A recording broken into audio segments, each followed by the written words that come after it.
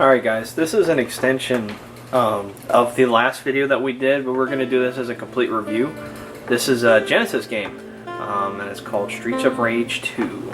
And EJ and I are just going to do a playthrough. I first played this game, I played it when it first came out. A buddy of mine had it, and man, it was pretty fun. But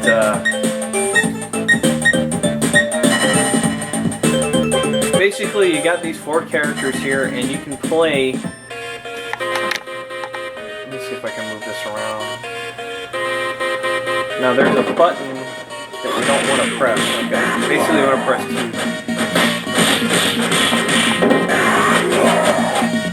And I'm gonna turn the volume down a little bit because it's kind of overwhelming. But yeah. All right, so we'll go through the game a bit. If you like Final Fight, this game is for you, but this is on the Genesis version. I think it's actually, yeah, this is a console-only game, whereas Final Fight came out in the arcades by Capcom. But it looks like Final Fight. Yeah, it does. And Axel's in Final Fight, I think, huh? No. There was a, what the hell? We can actually beat each other up on here. Okay, I was not aware of this. I hadn't played this game in a while. Tiger uppercut thingy. But if you look at like Y signal, like that, like this guy looks like Brett from the from Final Fight, that bad guy, and that guy that we just fought, Y signal, looked like 2P. So they definitely took some things from Final Fight, or you know. Yeah, because you see, I mean, obviously it's the same pretty much character. But that doesn't detract even because... enemy life bars. Yeah, enemy life bars, the stuff you pick up. It's pretty... Go get that apple. But, these things are... I mean, everything's pretty much really good looking. If you look at the backdrops and everything, different colors. The music is pretty good.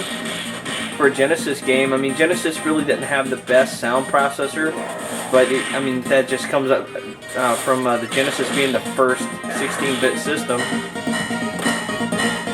And it's hard to talk and play at the same time when you're trying to defeat multiple characters on the screen.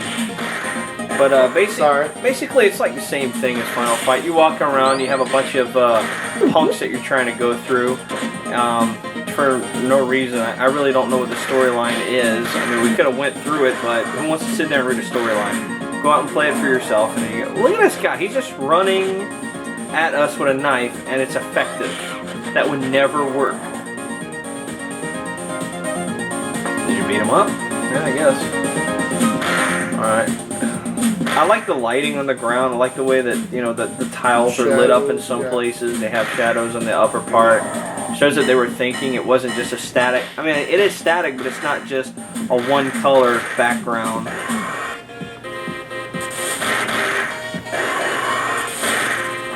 It's a very good beat 'em up. Much like the original Streets of Rage, but I picked Streets of Rage 2 because it's my favorite out of the Streets of Rage series. Because it's the one that I played when I was a kid, and most of the time that's exactly... He must be a level boss or something. Yeah.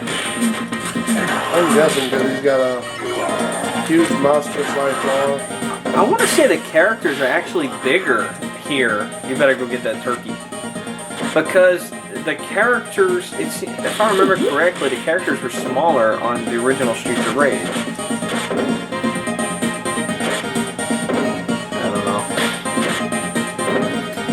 I guess you can hit this sign too. That's for me. So they're pretty generous with the power-ups in this game, I noticed. What in the world? I don't know. Alright. Stupid boss. And in here you can beat up pretty much anything. You got the table, the chairs. Each other? Yeah, each other. Oh. Kung Fu roll flip. How did that happen? I don't know. Okay, so this is a bar setting, and you can tell, I mean, you can see the music's changed, and it sounds like something you'd hear in some kind of weird lounge club back in the day. Alright, this is the first time I've seen an enemy throw me around in one of these games. That one wasn't there. Usually I don't get thrown around, but no, that orange guy hit me. He threw me. Yeah, after that it was me. Yeah, after that, yeah, you did a suplex on me. Alright. I mean, we're not going to go through the whole game, obviously, because, well, I mean, we're going to be running out of battery on the camera pretty soon, so. Because we just did that entire run with all those games in that other video. And this is just a supplement video because I did want to get something from another system out. And I figured what would be better than a two-player game such as this, just to have some fun with. And it's very mindless. I mean, you go through it and you just press one button. It's a standard beat 'em up.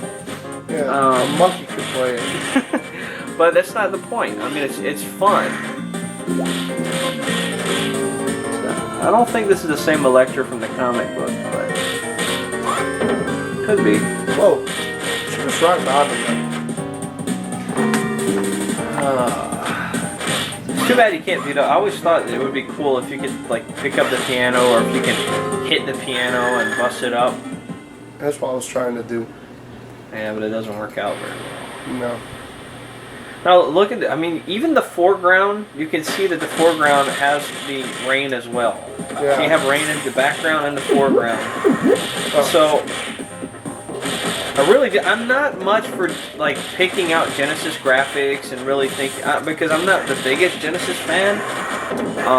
I know that a lot of people are going to disagree with me and all, but I did have all the systems back in the day. Even the Game Gear. Yeah, I love the Game Gear. It's just that thing was a battery hog. And the Sega Genesis was okay. It's just that, man, the Super Nintendo to me just had a lot of the better graphics and sound, and they had a lot of the same titles. So I would just play the Super Nintendo versions. But I will say this: the 6-button controller was a lot better for playing games than the Super Nintendo controller. I really liked that a lot better. So Sega did get that. You know, they did get that perfect. In fact, to this day, I have a 6-button controller very similar to the Sega Genesis controller that I use for the PC games, for emulators and stuff. It's called the Microsoft Sidewinder, and that is the best gamepad I've ever had to play classic games. Now, it doesn't have any of the joysticks, but it doesn't need any. I mean, this is like for Genesis and Super Nintendo and Nintendo. But nowadays, emulation has become such a, I mean, it's insane now. You can play PlayStation 2 games on your computer and all that. Heck, I can play Nintendo 64 games on my phone, for crying out loud. They just came out with a Nintendo 64 emulator for the Android, and I have an Evo, so I mean, I could play Mario 64 like nothing. It was absolutely perfect. I'll do a review on that one day. You can play PlayStation games on your phone. I mean, it's endless. It's amazing the stuff that they do. They have games that are Dreamcast quality, so that's only a matter of time before they start out with that.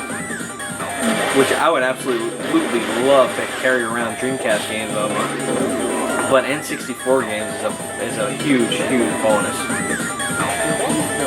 Alright guys, well the battery's about to die. We just wanted to show you this game, and it's just to add on to our last video. So, you guys take it easy, and we'll see you later.